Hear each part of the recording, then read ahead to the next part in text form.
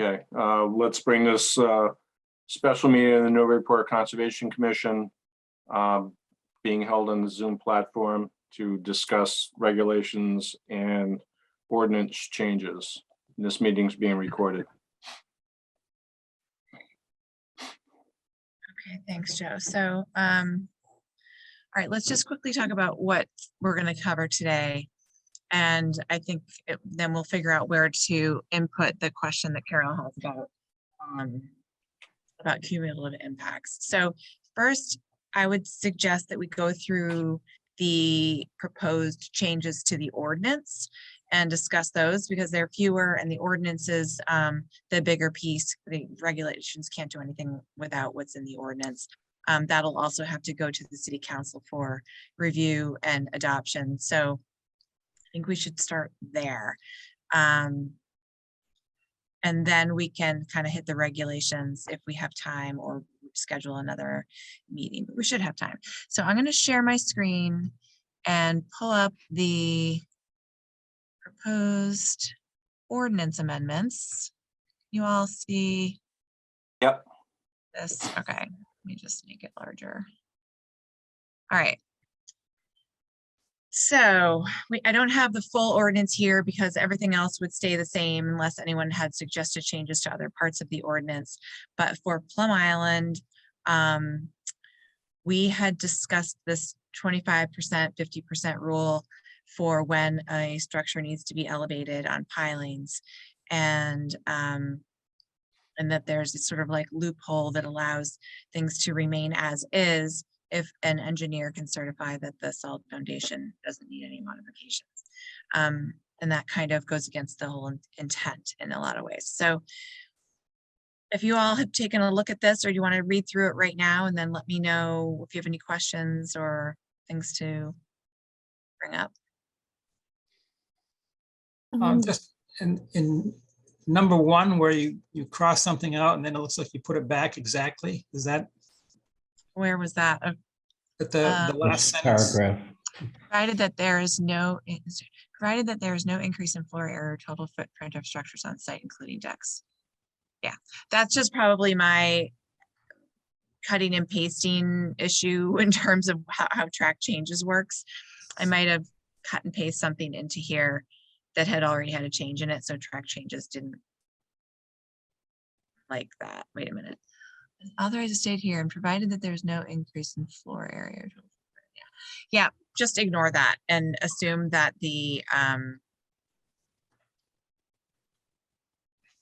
Okay. original, so what the original, how the original read is, what's the original we're looking at here?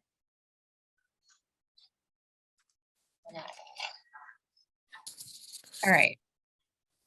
So what it says in the ordinance, the way it reads now, is the last sentence starting with "in all instances."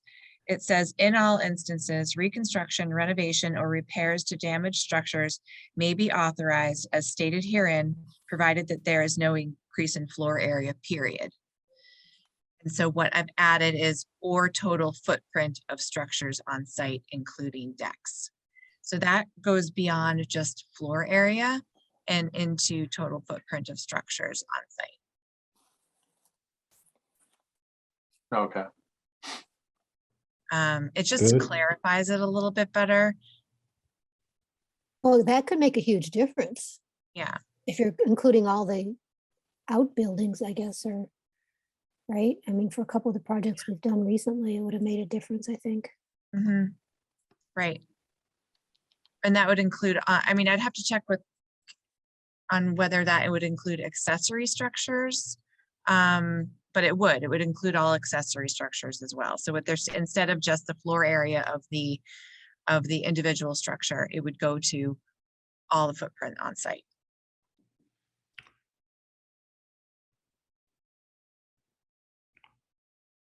Yeah, just makes it a little more expensive. Let's see. Now, I'm just trying to think. This section applies only to the high hazard zones, and now say, and it looks like the intent of that is that any redevelopment would be, or repair would be no bigger than. But if you, but it, could they then, if we add this part in about accessory structures and decks, does that mean that if there was a house in the V zone and it had a 400 square foot deck, and they could take away the deck and add that as house? Well, that's a very good question, Paul. Let's see. Analysis is renovation repairs may be authorized to stadium provided that there's no increase in floor area or total footprint of no, because by there not being an increase in floor area, that would prevent them from taking a deck and turning it into interior space. And it would also prevent them from building out the same, let's say the same footprint of interior space, but then adding on ginormous decks and other accessory structures and features like that on the lot. So this kind of covers both. So should we specify something like that or clarify something like that?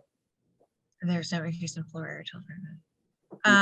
Increase in internal floor space, or You could break it into two sentences, just to make sure it's referring to the building, and then the deck, address it separately. Yeah, I might run this by, I see what you guys are saying. I might run it by Andy Port and Jennifer Blanchet in our office, because terms like floor area tend to have already have a definition in zoning and building. Yeah. And it might just be simpler to leave it as is rather than try to add too much that might make it more confusing. It's already been like this. It already says floor area. And so that's pretty well understood. yeah, I don't know if we're making adjustments anyway, maybe we just want to say internal floor area or Okay. whatever, just to I'm clarify. gonna okay, interior. I'm going to sec here. Okay.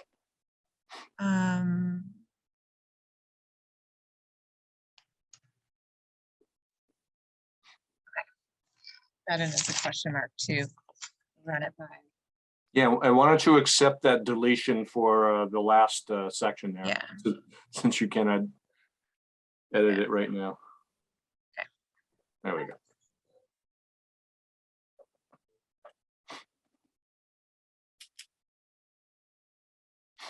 Okay.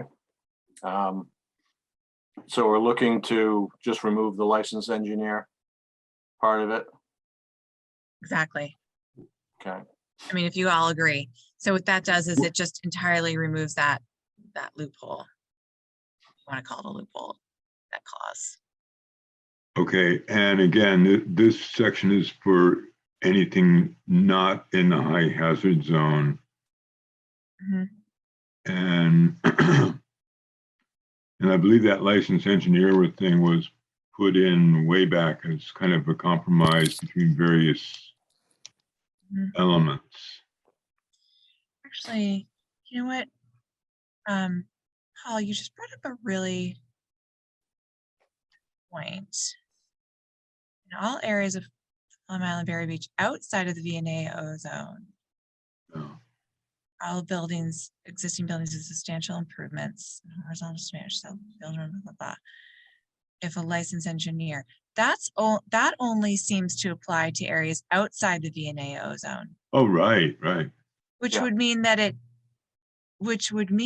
it doesn't apply, that this clause does not apply when a site is within the V's or AO zone. Is that Right.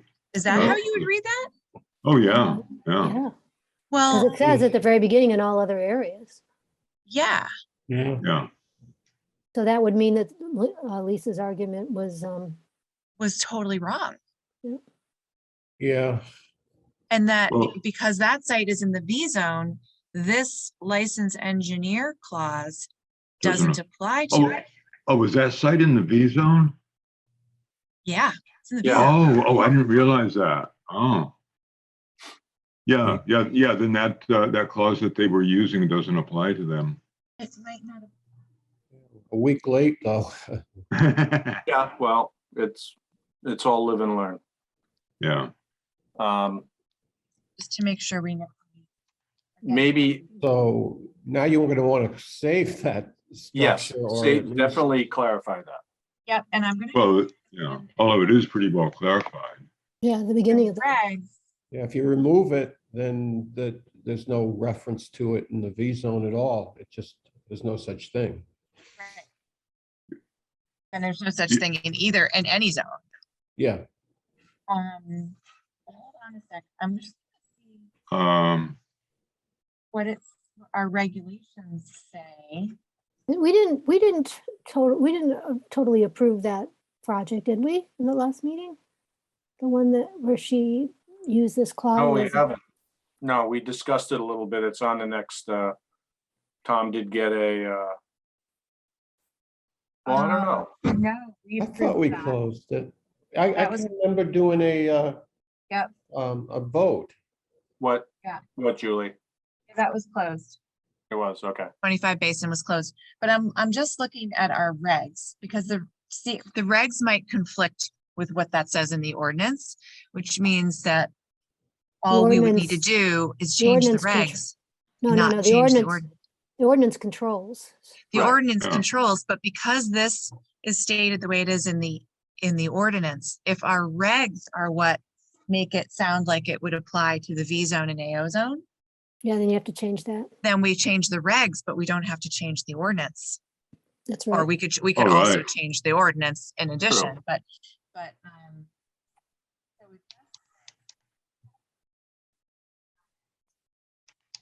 Why wouldn't we want it to just say in all areas of Plum Island right. Beach?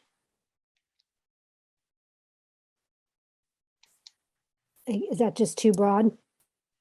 So I Well, think I think what yeah, happened is with this confusion with 25 Basin, when they pulled this out, they pulled the language out of the regulations.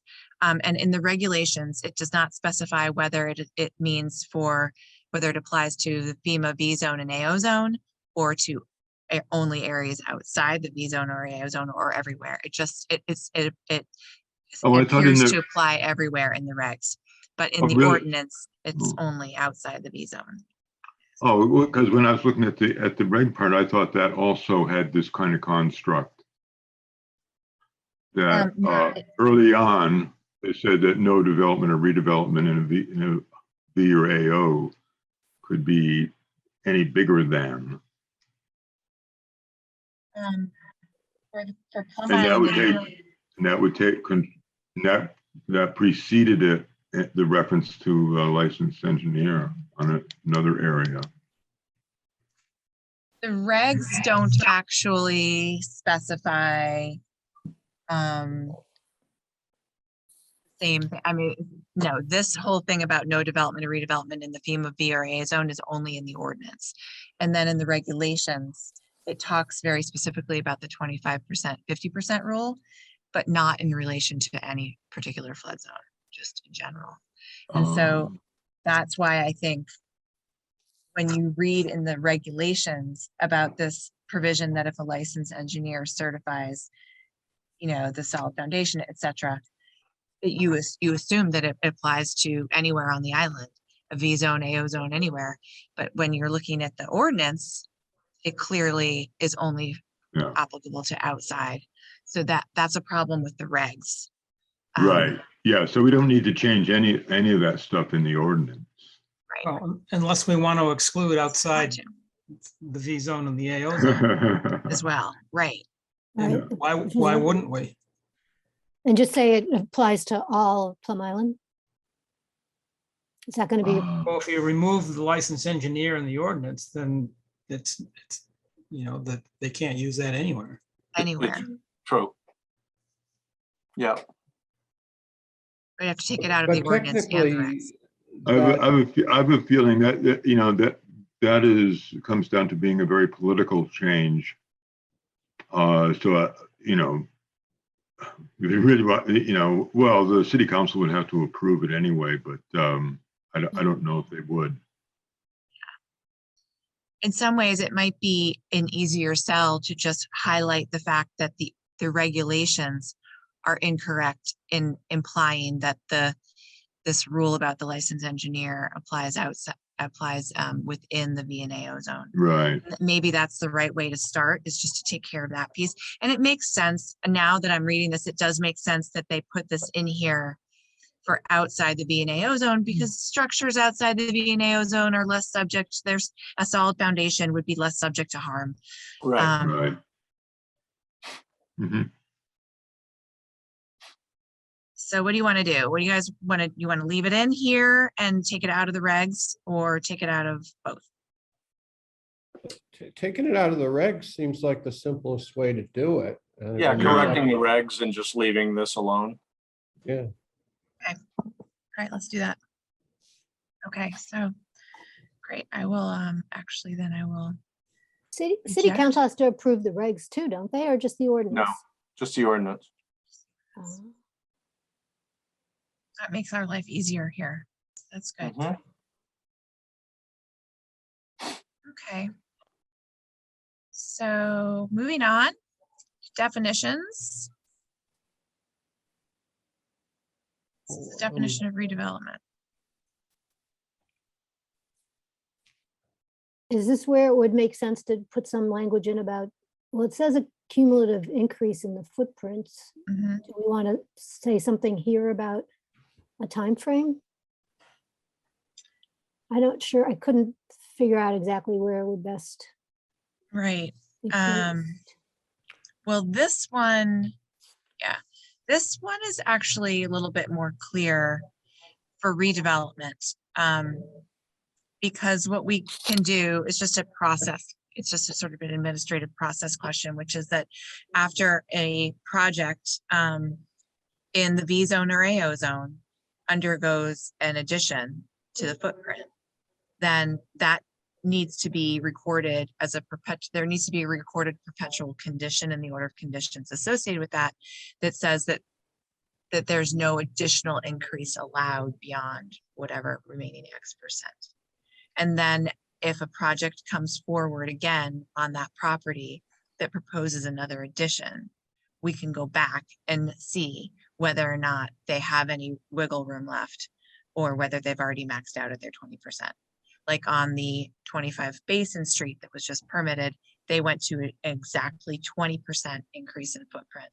And so we put a special condition in as a perpetual condition in that order that says that there can be no additional future increase in footprint on that site. So that's just like a process question, like kind of a follow-up. Yeah, but you might want to have it be somewhere. I mean, if maybe it's not well placed in the ordinance, maybe it has to be in the regulations, but I'm just thinking for future commissions, or, you know, or if you've, God forbid, left, other people may not know that that was. Right, Yeah. but it's it already says in here cumulative, so I'm not sure what we would change. Okay. Do you know what I Maybe mean? just a statement in every one of these projects when we're doing the special conditions that that's it, like you did on the perpetual one on last week. So we could say something here, right? Like, once a structure has added 20% additional footprint on the lot, there may be no future additions allowed on the site, or something like that. Something like that. Probably something like that. As far as, can something like that be added to what you see in the online system to a property? Right, like as a note to applicants kind of thing. Right, because if you go and look on, you know, in my map, you know, you can look up permits, like Conservation Commission permits and whatnot, and can it be listed in there, you know, directly for anybody to see? Yeah. We're working on our online permitting system for Conservation Commission permits right now. It's a little tricky, but we are flagging, we are able to flag properties for different reasons. So we could have every property in a V or AO zone come up with a flag. And maybe there's a way to input like a percent increase in footprint remaining on lot kind of thing. Is that what you're thinking? Yeah, Yeah, just something that's available to anybody looking. Yeah. To make Right. things easier. Yep. Right, because it is easy to lose track of these when years and years go by, new owners and things like that. Well, it also put a new owner on notice that, the limit has been reached or close to Yeah, being reached. I think a new owner or somebody in the process of buying a property would want to know that maybe Yeah. they're thinking of adding on, and if they see, oh, I've only got 2% left, I can't do what I want, they might not buy the property. Right. Right, yep, that's a good point. Okay. Yeah, I'm gonna talk to Diane, our office administrator, about it. She's working with the database regularly, and we can find out if we can add like a line on the database where we can put in anytime one of these projects in a V zone or A zone is permitted with an expansion, we can put in what percent expansion they have received and what's remaining. I'll talk to Diane about that. I think it'd be super helpful.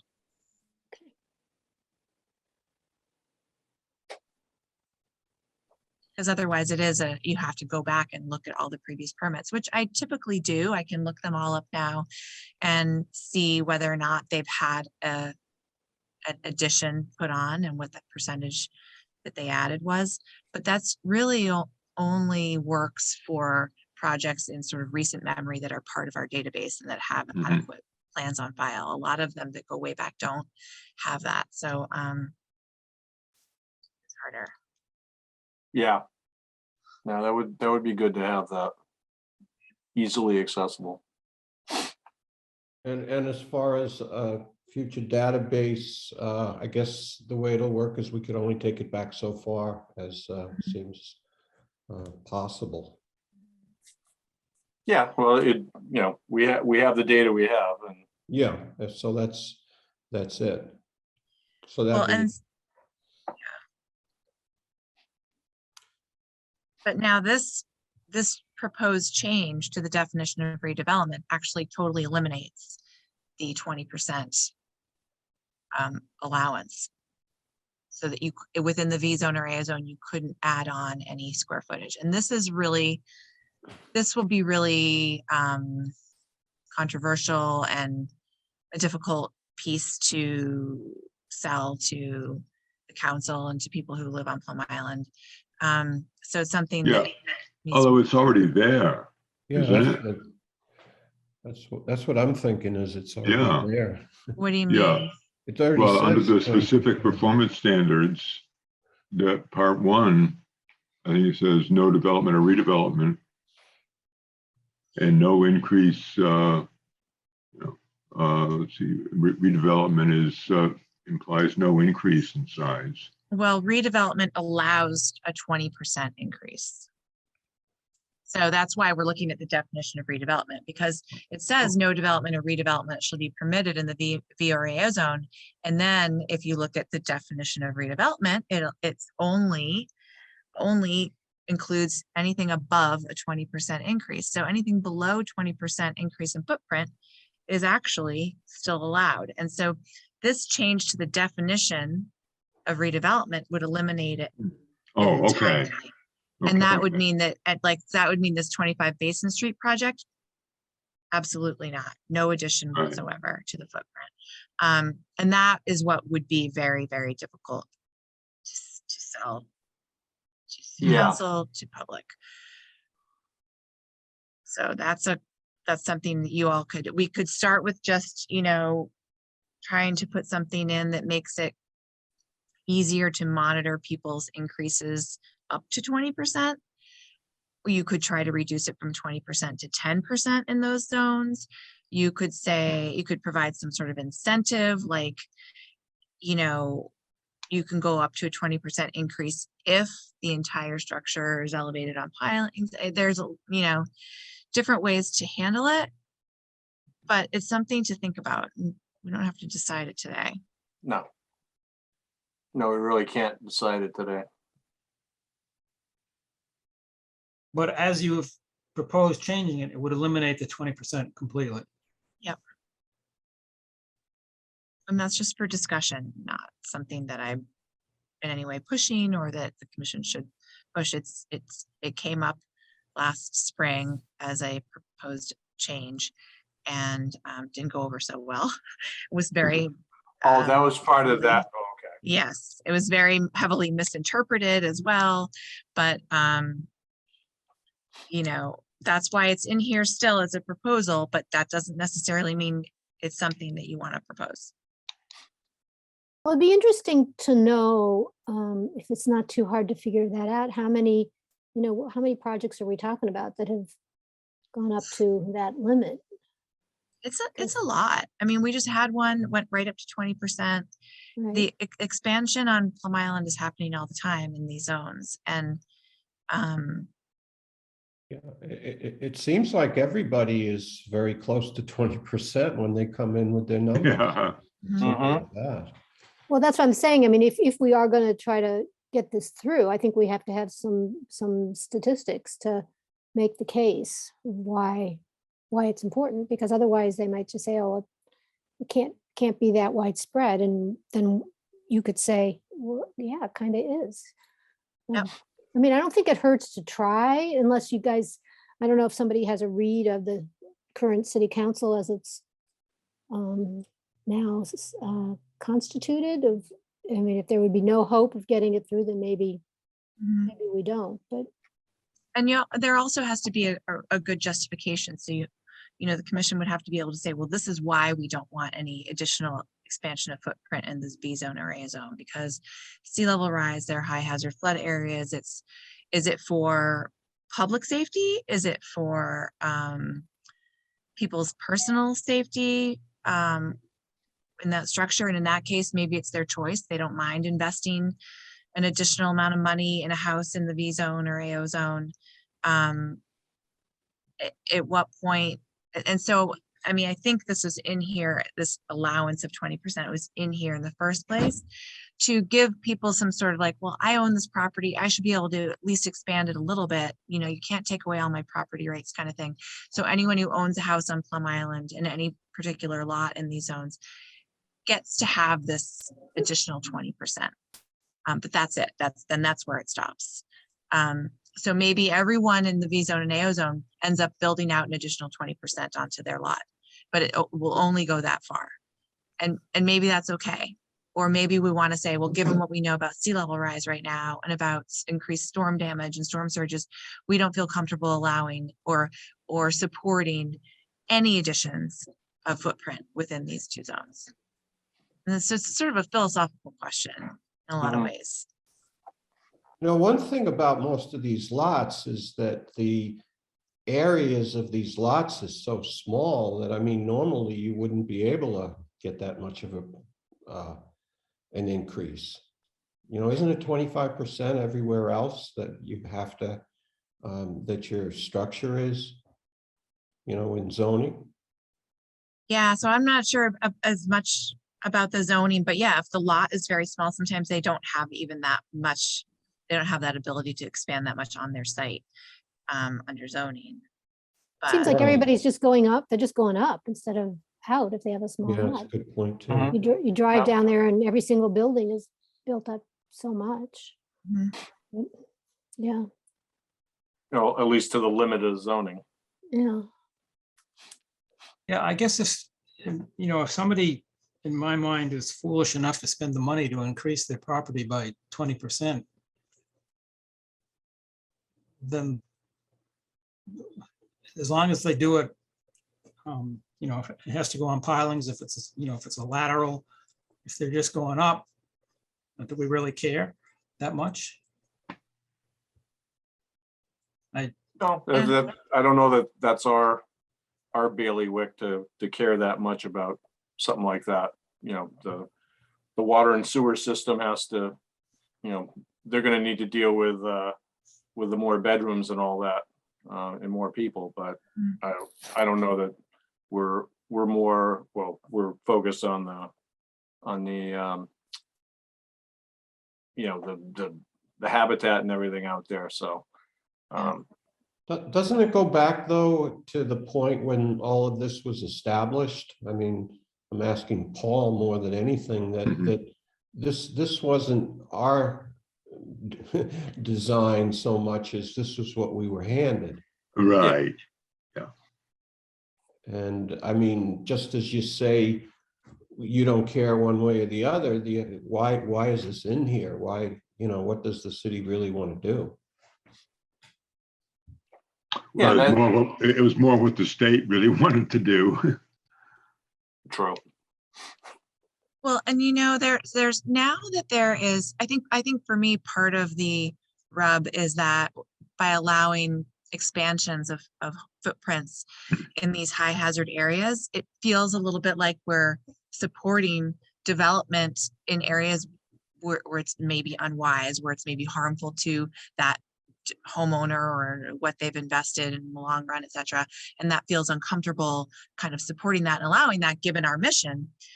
But now that we have the land subject to coastal storm flowage regulations in place, which require anyone in a flood zone to go through the steps of evaluating the impact of their project on the flood zone, but also evaluating the impact of the flood zone potentially on their project, then maybe that is helpful enough for the commission to feel more comfortable allowing up to 20%, because it's forcing the applicant to acknowledge the risks of where they're developing rather than go into it kind of just assuming that everyone thinks it's okay.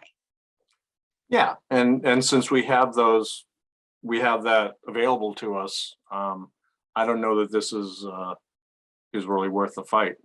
Yeah, because it would be a huge fight. So I'm fine with dropping it myself. Just leaving it the way it is? Yeah. Yeah, leaving it the way it is. Yeah. All right.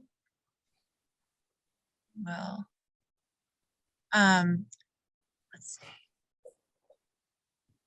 Why did I remove and or solid fence? Any committed increase in footprint in building and structure? Anyway, I'm gonna just leave this all the way it is. I think that makes things easier. Okay. Yeah.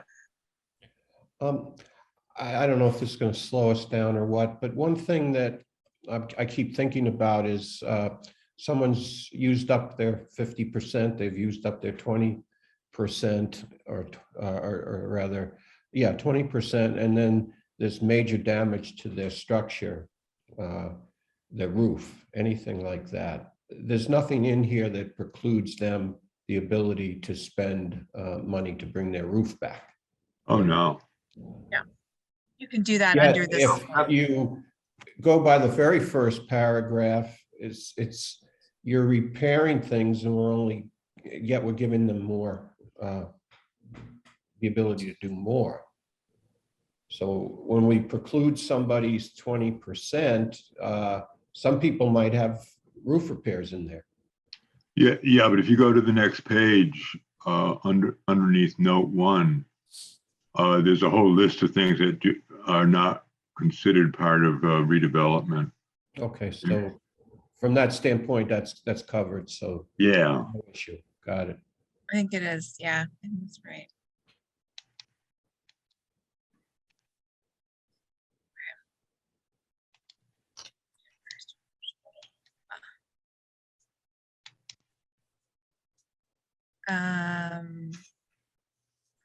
All right, so the next change was just an addition of the word unenclosed on number 6 in what Paul has just said in note 1, the terms development and redevelopment shall not include.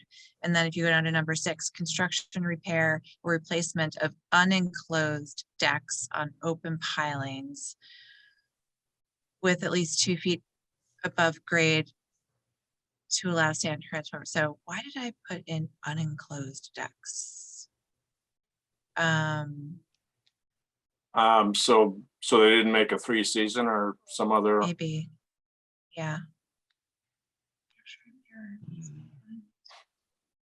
Yeah, but that would mean that if they had an enclosed deck already and that was destroyed by a storm, does that say that they could not replace that? Yeah, I don't know why I would have changed that. I think for now, let's just remove that addition until I can remember why. Yeah. Okay. No, I think it probably has something to do with what Joe just said, but Mhm. kind of, Okay, so let's go down to the next one, 15. So development and redevelopment would also not include replacement of an existing building on a solid foundation with a new building that is placed on open pilings and that is located as far landward of the existing building as possible, given the requirements of the Plum Island Overlay District, provided that some of blah, blah, blah, blah. The new building complies with all applicable federal.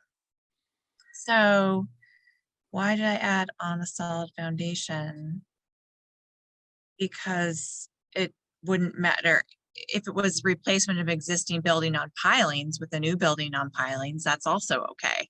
So Yeah. let's just take this out because that's irrelevant. All right, then that's it for the ordinance. so really just a couple little cleanups. Little cleanups, and that's not a big deal. So that one could be done in sort of a regular ordinance kind of cleanup thing through Yeah. the city council. All Mhm. right, we don't have to worry so much about the ordinance, which I'm happy. Should we move on to the, are you ready to move on to the regs? Yes. Sure. Okay, let's do that. I'm gonna do a new share of this one. All right. So here we go with the regulations. And on this one, I edited the actual version, the whole document itself. So it'll be really easy to see where we're at here. Let's just scroll down. All right. The first potential change is in the definition section for habitable living space. This comes out of our recent issue on 25 Basin, where they argued that the basement was to be considered living space for the calculation of the 25% increase in living area. Even though our definition says that it should not include basements, Lisa Mead was saying that because this particular basement was finished, they would call it living space and be able to use it in the calculation. I think on Plum Island, we don't consider basements living space because most of the islands in the flood zone. And you know, this would just be clarifying Mhm. that basements are not included in the calculation, even if finished. Right. What do you think? It's up to you all. Yeah, I need to be convinced that we should, remove that because, folks are using it as a living space. I have a little bit of heartburn with that, but Okay. if, I'm one Okay. vote, so. So you're saying that if a basement is finished and people are using it as living space, then legitimately it should be included in their calculation of the increase in living I think so, if they're, Okay. The thing's not gonna get, if they're in a area where it's not gonna get flooded, then or even if it is, it's still, they're Okay. using it. So I don't Okay. know what anybody else thinks about that. Well, how about saying if finished? Basements if finished. If it's not finished, then don't include it. All right, so let's see, this is finished areas of a house or building, which area ceilings are at least, it does not include porches, even if garage, how about we put unfinished basements? Yeah. Or unfinished basement areas, Yeah. Yeah, because a basement might be only partially finished. Right. which is what was that 25 Basin? That's what it was. Right. Okay, so unfinished basement area.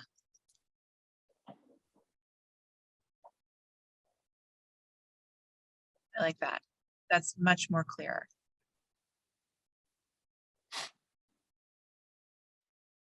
unfinished basement area. Wait, so it's finished portion, blah, blah, blah, does not include porches, garages, sheds, unfinished basement area. Okay. And attics. It does include. Okay, that's good.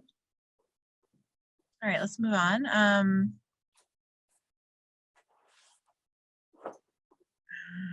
don't know why these are just highlighted for grammar, I guess, but not actual changes. That's a typo. Go on, fix that spelling. Yep. Okay, this was for general application requirements and procedures because things have changed over the years and we now get everything electronically. We don't need 10 hard copies to send out to you guys. So makes sense to change this. So submission, I changed this paper copies. We need 2 hard copies, 1 original, 1 copy of the application, et cetera, et cetera. And now the application materials are due actually 12 business days prior to the meeting, not 10 business days. So clarified that.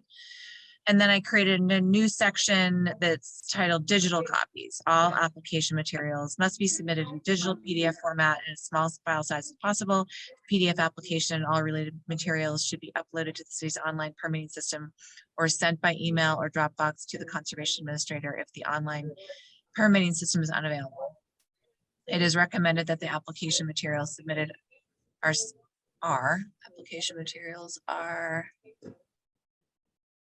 submitted as a single PDF document if possible rather than separate pieces. For example, DEP forms there. I might take out this piece about how the PDF should be submitted because that might change over time. So the PDF application and all related materials should be, I'm just going to say, Just provided. yeah, provided. One thing I would like is, I don't like the recommended.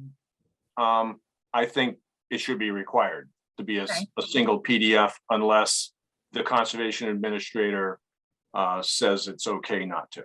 Okay. It's easy enough to do it all in one piece, and I get kind of aggravated because I got to go in and download 8 different files to look at them. Yep, that makes sense. I do too. Okay. Are people happy with the way that is now? Yeah, that's okay. All right. I'd put the caveat in there unless the conservation administrator Okay. allows it. Also rather than separate pieces, Well, unless specifically allowed. Agreed to. Yeah, By the administrator.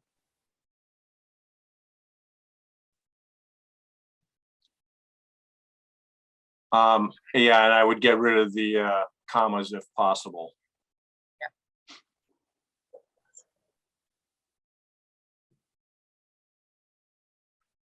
Okay. Okay, I like that. All right, now under site inspection requirements, so that's all fine. Digital submission of plans, I just eliminated that because it's irrelevant now because we're already asking for everything digitally. We go down to plan requirements, and instead of 8 of the 10, I said 1 of the 2 paper plan copies, maybe 11 by 17. 1 shall be full size unless otherwise agreed to by the conservation administrator.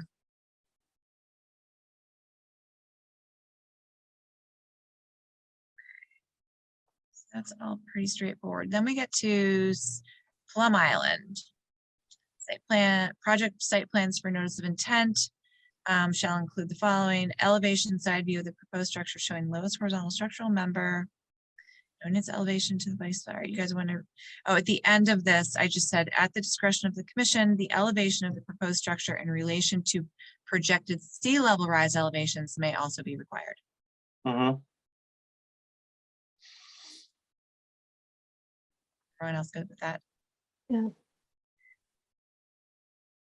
All right, and here we go to the 25%, 50% rule. take a look at this and let me know what you all think.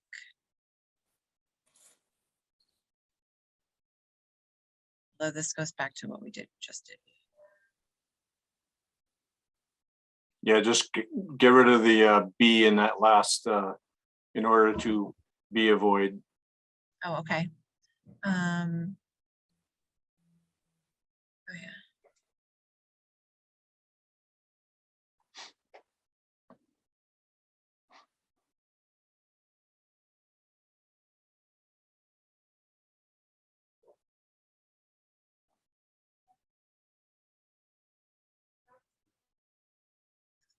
I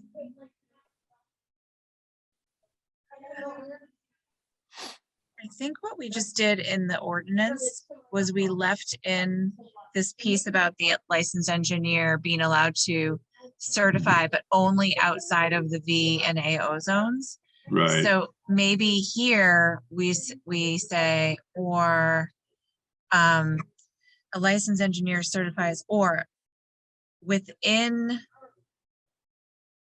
if property lies within, or if property lies Outside of. outside, yeah. Yeah.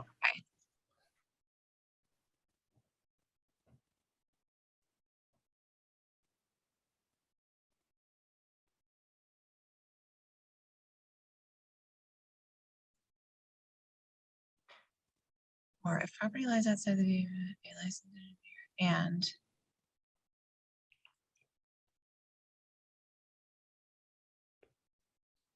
Okay.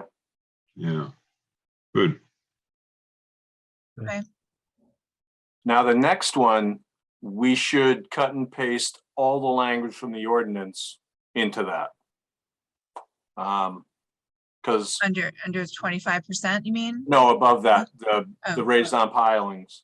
Okay, Because there's a whole section that I spent like 4 weeks writing a thing about enclosed walls because somebody enclosed their walls in other walls, so they didn't have to raise it on piles. right. So Do we you should have have that whole language should be there if we're gonna be doing that, and it's not there. Where's the language that you're talking about in the ordinance? It is, yeah, it's 6.528 B11. Notwithstanding, existing solid foundation buildings shall be replaced with pylons. 50% more of exterior walls have been removed, are proposed to be removed, or will not be used as exterior walls. Oh, okay, got it. You're right. It should be replaced with exactly that language. Yep. Yeah. Thank you, Joe. That makes a lot of sense. I'm gonna just write that in right now. Revealing must be replaced on pilings if the exterior walls have been removed or are proposed to be. Yeah, we just cut and paste all that language out of there and Yep. drop Okay. it in there. Yep. Except that first little bit.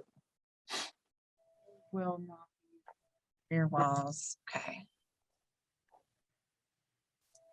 That was just amazing when those people did that. Right. Right. Yeah, you missed that one, Carol. I guess so.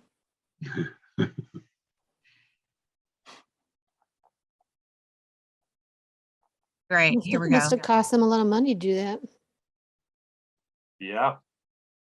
But they didn't have to put the house on piles. All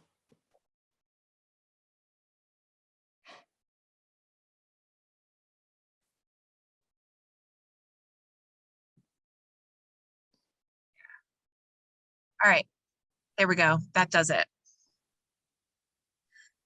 Including but not limited to encasing an existing wall within a new exterior wall. And a new roof will be constructed or, okay, got it. Yeah. Thank you for that. Determining space for the 25% rule. Habitable living space does not include porches, even if screened, garages, sheds, basements, and then I put even if finished. But what we really want to say is unfinished basements, like we said Right. before, right? Yeah. Unfinished basement area. Yeah. Area.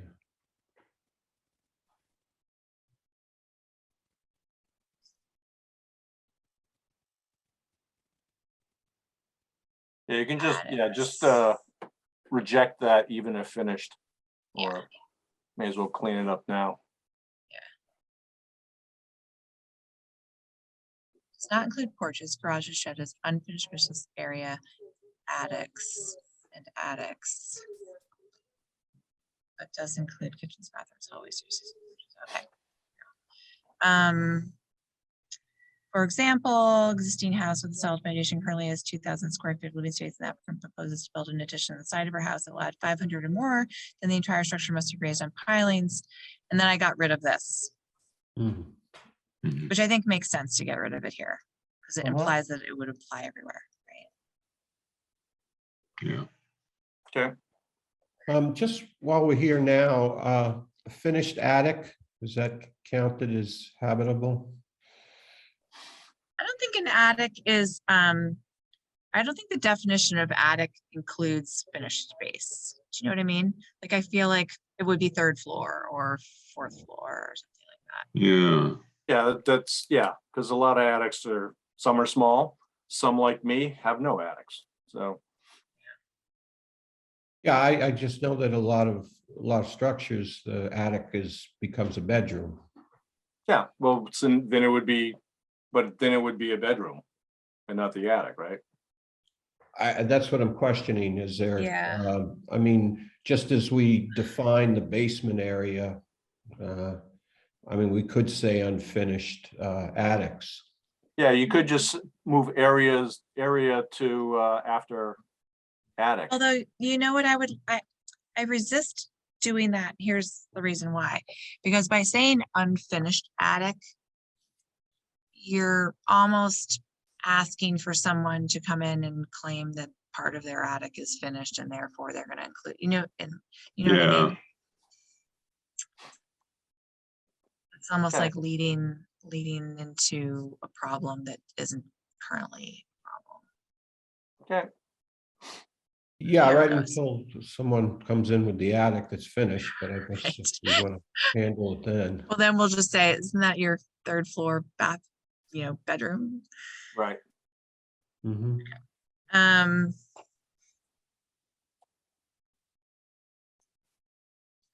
Determining costs for the 50% rule. Appraisals and cost estimates do not include household appliances or other non-permanent fixtures. This has come up a couple times when people are saying, here's my cost estimate for the construction, and it's really low because we're not including the cabinets and the lighting and blah, blah, blah, we're not including anything essentially. So, and what's a fixture? So right now it says household appliances and fixtures, but what's really the definition of a fixture? So I looked up what's a fixture. Fixtures are typically permanent structures in the house. So like cabinets, that's permanent. That's a fixture. But things that can be easily taken down, removed, like lighting and handles and things like that, those aren't. I don't know. I was just trying to clarify what we mean by fixtures. Yeah, I'm fine with it. That's it's a non-issue for me. In order to adequately evaluate the appraisals and cost estimates required above, the commission may at its discretion require a peer review. So I was Yeah. wondering, do we need to specify that who pays for that peer review, or is it assumed that it's the applicant? Well, it's already in the regs elsewhere that the applicant is responsible for paying. Okay. Sorry, I didn't see that. So Yeah, I wasn't it's, sure. but it is in there. That's why I thought about that as well, and I didn't include it, so I just didn't want to. But we could. No, Y'all think- yeah, it would, that's how we do it. That's whatever that, I don't remember what section of the law that is. But we have the authority to require them to get them to do it. Okay. 50 something. And I guess we've proven to ourselves that the wordage of the licensed appraiser's valuation is in the right context here. I mean, it seems like from our last experience that Lisa's appraiser was consistent with the appraiser we used. I guess it's just acknowledgement of the fact that if someone puts $100,000 into a house, it doesn't mean that its valuation has gone up by 100,000. I guess we just realized that and take it. Yeah, we got to rely on the appraiser's decision, so they're the Yeah. experts. I mean, the other way of handling it is just to get rid of that paragraph, but it might be a little too. Which one? The whole appraisal business. And just make it strictly always be assessed value versus Yeah, construction cost estimate? somehow that doesn't necessarily feel fair either. I know. Yeah, And I mean, it's the in whole some basis ways, of this. In some ways, what, Julie? the construction cost estimate versus assessed value can be even trickier to review than an appraisal, because you have no idea what you hired this contractor or that contractor, and they Right. include these costs and not those costs. And you know, I've had people come in and say, oh, I can bring that cost down because I can get my brother to give me those windows for free. yeah. You know, and it's just, how do you make the call on stuff like that? But you're not suggesting taking that out altogether, are you? Taking out the B? authority to get a peer review? Mhm. No, we No. need to keep Oh, it no. in. No, Are we discussing B? The costs? I'm a little confused as to what we are discussing. I thought David was suggesting that the appraisals can be so objective and difficult to review, that if we just get rid of the appraisal feature altogether and go always with assessed value versus construction cost estimate. Is that what you were saying, David? well, what I was really saying is that I think it was an education for myself that, you know, all these people that are putting in these big additions, or not additions, but changes in their houses and so forth. Even though they're putting $100,000 into it, they're not really getting that much valuation out of it. I think that's, At least not immediate valuation, yeah. yeah. And that's all we And can we're go by. accepting that. Yeah, Yeah. because I don't know, the building cost thing is, if we get rid of that, what does that do to us? You know, Well, I mean, we could go into an area where you start bringing in cost estimators to do peer reviews and things, but it sounds like, Yeah. but Yeah. isn't the ultimate thing is not to have the value of the house increase by 50%? Right. right. No, I Yeah. actually think that as long as we have this set up, that there's going to be a peer review, we just accept the language the way it is. Yeah. I'm okay with it. It's just that I was just bringing up that when we started this thing, I didn't quite believe it, but now that we've done a couple of them, it's the way it is. Mhm. Yeah, it's weird. It doesn't seem like it makes sense, but it's weird. Okay, so let's move on to the next piece on fences. Right now, if someone replaces more than 10% of an existing non-compliant fence, the entire fence must be brought into compliance. That's number one, really difficult to monitor and enforce. And number two, I don't know, just to me, I'm not really sure that it makes sense when you think about the cost of fencing, and to require someone who just needs to do like basically a small repair on a piece of their fence, to require them to take the whole thing down, put up a whole new fence. That just it seems a little onerous, but I don't know. What do you guys think?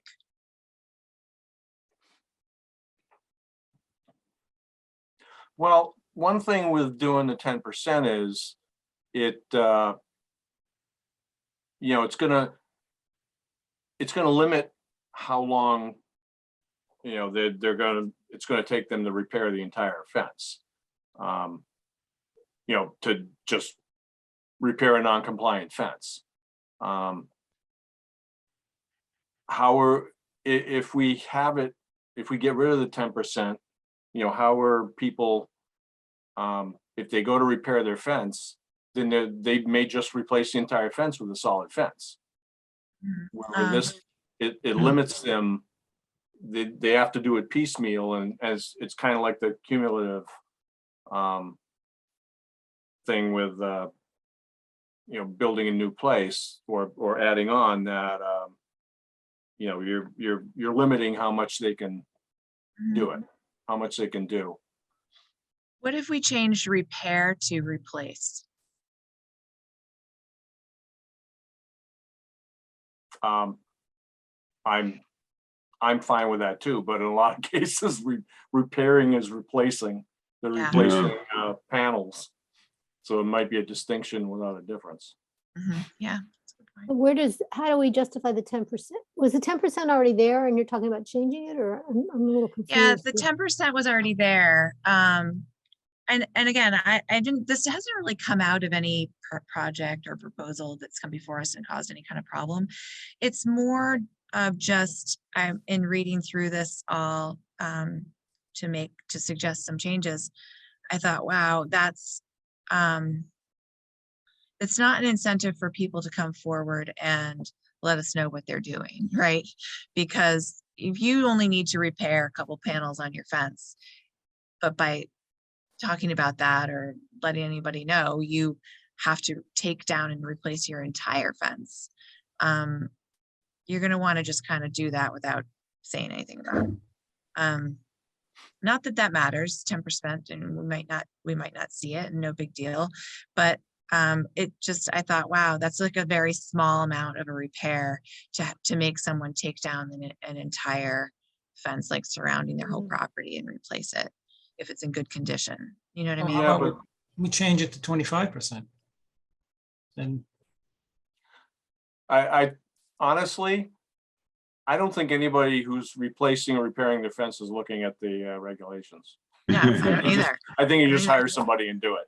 I don't think this has any bearing as to whether they do it or not. That's true. So I really wouldn't worry about it. Okay. All right, we'll leave it then.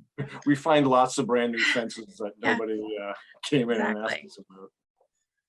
Okay, so now lattice and other enclosures, I just added some words here saying, because we don't really like lattice and other enclosures, but they are allowed down to 2 feet above grade. And this would say any proposed lattice or other enclosures around pylons of proposed building or deck, if approved by the commission, must be at least 3 feet above grade. It just makes it clear that you don't have to approve lattice around these pilings if you don't want to. Right. Yeah. Driveways, no changes there, no changes to in-ground structures. That might be it. I think Let's it just- is. we do have a site visit coming up shortly. Yeah, we do. That we Yep. do. We do. So I think we went through all this but so, oh wait, minor activities outside the Oh, yeah. 75 feet of the buffer zone. Oh, this is for the letter permit, because right now it says out in the outer 50 feet of the buffer zone, but really on like developed lots, when someone has a mowed lawn and they're outside of the 25-foot no disturb, and they want to, like, you know, put a fence around their vegetable garden, I mean, that's a letter permit thing. And so I felt like as long as they're not in the 25-foot no disturb zone, those certain activities could still go under a letter permit. Oh, God, then I could have saved a lot of time and effort with all my stuff. With that. It's gonna make it easier for you to do all kinds of things, Joe. I have no more room to do anything. Yeah, I'm fine. with Okay, that. all right, cool. I think we're Since good then. my entire house is within 25 feet of the notice, you know, the wetland, so. Right. Okay, so and you know, go through this again completely on your own or whatever, and let me know. It would be great to have one more public meeting where the whole commission can vote on these and get them all done all at once. So Right, let's include everything. Yeah, we need to have a hearing and Yep. it needs to be advertised and. Yep. Did so, anybody from the public end up joining us today? Looks like Counselor Wright is listening. Yes, Mark Wright's here. Okay, So I think that's it. But yeah, we can keep having these meetings if you come up with anything else and then hold the public hearing and, we'll go through them all at once. So Yeah, let I me would know. look at all the rest of the, we've been focusing a lot on Plum Island too, but if Mhm. anybody has anything else in the rest of the regs, may as well do it at once. Exactly. But essentially they look okay. So, Mhm. okay, all right, we'll see you all at Great. 3 3 All right. o'clock? Good. out Yep, on all Phillips right. Drive. Okay, Get a bye motion to everyone. close, get Oh, a motion to close the meeting. So moved. Second, Second, Roll call, Paul Healy, Yes. Steve Moore, yes. David Vine, yes. Carol Wagon, Yes. and I vote yes. All right, see you guys in a little All while. right.